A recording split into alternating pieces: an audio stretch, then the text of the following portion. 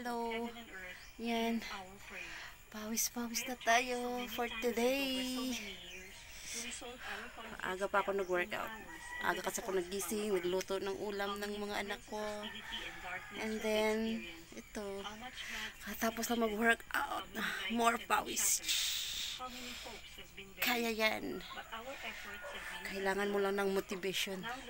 Guys, para sa ekonomiya.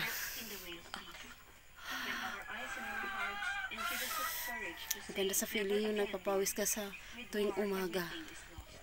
Nalalabas yung mga calorie, mga fat, ganun. Yan. Kaya tapos ko lang mag-workout, di ko na na-videohan guys. Kasi nakalimutan ko na. Nafo-focus kasi ako sa workout ko for today. 20 minutes a day. Okay na, nakakapawis na. Nakalabas na yung mga ilang calorie na yun yung nakalabas doon. Kaya, kung may motivation tayo na magpapayat, ayun, iwas sa pagkain na matamis at maalat lang guys, and more water lang para makabawas yung timbang mo. Dati naabot ako ng 75 kilos, nag-start ako ng diet, ngayon nasa 56 na lang ako guys. Ayun guys, natapos na ako kanina sa abs, ngayon sa legs naman daw. Ganito lang naman. Again, sit up lang na ano lang, squat lang tayo.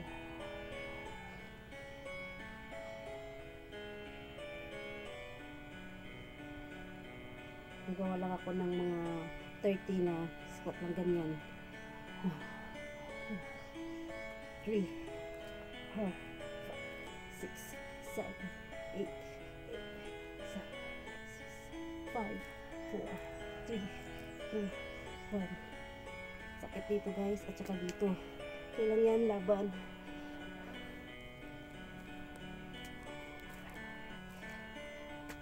Pahinga konti.